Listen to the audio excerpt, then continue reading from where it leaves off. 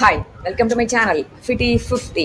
இன்னைக்கு fresh series ஆரம்பிக்கிற நாள் இல்லையா? 18th சீரீஸ்க்கு வந்திருக்கோம். ஃபர்ஸ்ட் 2 days கீழ் உடம்புக்கான நாள், அடுத்த 2 நாள் மேல் உடம்புக்கான எக்ஸசைஸ் தெரிஞ்சுக்க போகிற நாள், 5th day ஃபுல் பாடிக்கான எக்ஸசைஸ் தெரிஞ்சுக்க போகிற நாள். புதுசாக சப்ஸ்கிரைப் பண்ணிக்கிறவங்களுக்கு சொல்லியிருக்கேன். ஸோ அடுத்தது இன்னைக்கு ஃப்ரெஷ் டேன்றதால கீழ் உடம்புக்கான எக்ஸசைஸ் கட்டாயம் கஷ்டமாக தான் இருக்கும்.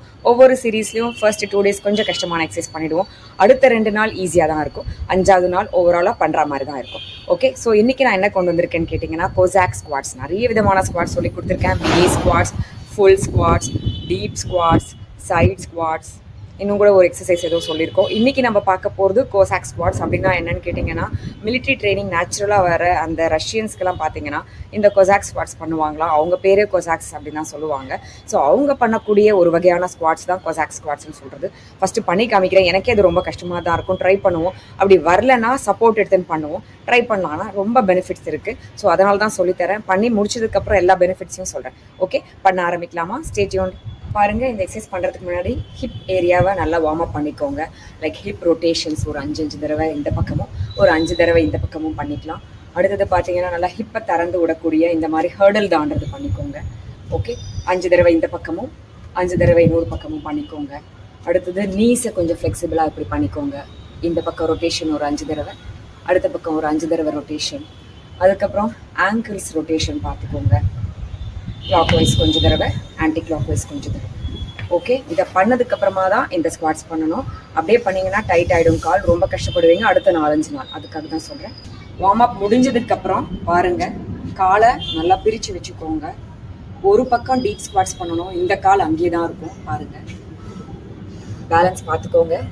ஃபஸ்ட்டு கால் மடங்கினாலும் பரவாயில்ல, அப்புறமா ஸ்ட்ரெச் பண்ணிக்கோங்க. ஓகே, இந்த கால் பாதம் ஃப்ரண்ட்டில் எப்படி நீட்டி இருக்கலாம், இல்லை சைடில் கூட வச்சுக்கலாம். உங்களுக்கு எப்படி வசதியோ வச்சுக்கோங்க. ஓகே, இந்த மாதிரி பொசிஷனுக்கு வந்துட்டு திருப்பி உடம்பு அப்படியே ஷிஃப்ட் பண்ணி அந்த பக்கம் போய் இந்த காலை வெளியில் நீட்டுவோம், இந்த காலை மடக்கி வைக்கணும். ஓகே, இது பண்ணியாச்சா? இப்போது எழுந்துக்கணும். எழுந்து அப்படியே ஃபுல் டீப் ஸ்குவாட்ஸ்.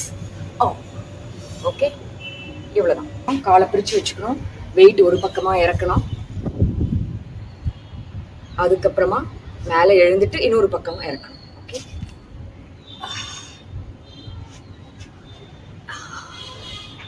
இவ்வளோதான். இந்த 2 சைடும் ஒவ்வொரு தடவை பண்ணாலே பெரிய விஷயம். ஓகே, சிம்பிளாக பண்ணுறதுனா இப்படி போயிட்டு நம்ம சைட் லஞ்சஸ் மாதிரியும் பண்ணலாம். பட் கோசாக் ஸ்குவாட்ஸ்னால் ஃபுல்லாக உட்காந்துட்டு திருப்பி எழுந்துக்கணும். Okay,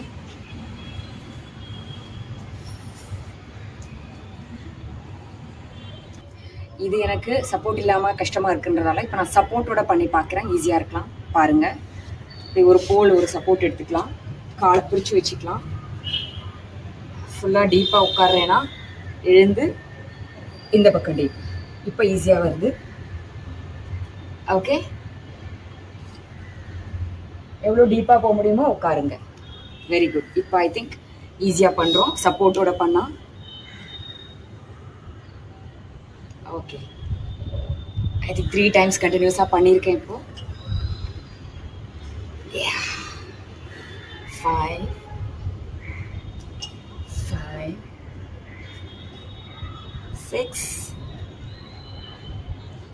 6 okay, 7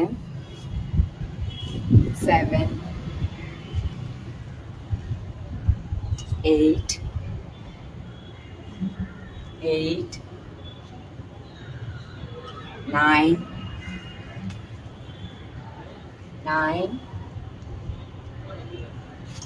9 10. எவ்வளோ டீப்பாக போக முடியுமோ போயிடலாம். ஓகே, அவ்வளோதான். ட்ரை பண்ணி முடிச்சிட்டோம் இல்லையா? இப்போ பார்த்தீங்கன்னா சப்போர்ட்டே இல்லாமல் நான் ஃபஸ்ட்டு 2-3 தடவை பண்ணி பார்த்தேன். சுத்தமாக வரல. நீங்களும் பார்த்துருப்பீங்க. வேற இந்த ஒரு கம்பி பக்கத்தில் இருந்து சப்போர்ட் எடுத்து டீப் ஸ்குவாட் சைடில் போயிட்டு எழுந்து இப்படி சைடில் வரும்போது ஈஸியாக பண்ண முடிஞ்ச மாதிரி தான் இருக்குது. இதுக்கு பேர் தான் கோசாக் ஸ்குவாட்ஸ். ஃபுல்லாக வெயிட்டை ஒரு பக்கம் இறக்கிட்டு திருப்பி எழுந்து இன்னொரு பக்கம் இறக்கணும் ஒரு காலை வச்சு. ஸோ நீங்களும் இதே மாதிரி ட்ரை பண்ணி பாருங்கள். ஒரு போல் சப்போர்ட்டோட ஒரு கம்பு ஏதாவது இருந்ததுன்னா பக்கத்தில் நல்ல ஸ்ட்ராங்கான கம்பத்தில் பிடிச்சிட்டு பண்ணி பார்க்கலாம்.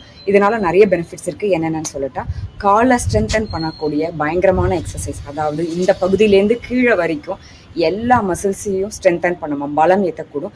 அது தவிர்த்து ஹிப்பில் இருக்கிற ஜாயின்ஸ், நீல இருக்கிற ஜாயின்ஸ், ஆங்கிள் காலில் இருக்கிற ஜாயின்ஸ் எல்லாத்தையும் நல்லா ஃப்ளெக்சிபிளாக வச்சுருக்கோம். அது தவிர்த்து நல்ல ஒரு ஏரோபிக் எக்ஸசைஸும் கூட.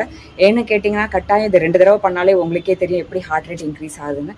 ஸோ ஓவராலாக காலுக்கு சர்க்குலேஷன், உடம்புக்கே ஓவராலாக சர்க்குலேஷன் அதிகப்படுத்தும். இது தவிர்த்து பேலன்ஸ் அண்ட் கோஆர்டினேஷன் அதிகப்படுத்தும். நம்ம உடம்பை எப்பயுமே நல்ல ஷேப்பில் வச்சுருக்கலாம். ஸோ இவ்வளோ பெனிஃபிட்ஸ் தரக்கூடிய இந்த கஷ்டமான எக்ஸசைஸை இன்றைக்கி ட்ரை பண்ணுங்கள். ஃபியூ டைம்ஸ் ட்ரை பண்ணுங்கள். நல்லா வந்ததுக்கப்புறம் எவ்ரி வீக் 1 or 2 times பண்ணுங்கள். அது மட்டும் இல்லாமல் இதை பண்ணி முடிச்சுட்டு கட்டாயம் கால் ஸ்ட்ரெச்சஸ் பண்ணிட்டு போங்க. இல்லைனா தொடெல்லாம் ரொம்ப வலி எடுக்க ஆரம்பிக்கும் நாளைக்கெல்லாம். பாருங்கள், இப்படி ஒரு 2 தடவை 2 பக்கமும் பண்ணிக்கோங்க. அடுத்தது காலை யூஸ்வலாக நான் சொல்கிறது தான், ஃப்ரண்ட்டில் வச்சு நம்ம உடம்போட ப்ரெஸ் பண்ணணும். பாருங்கள்,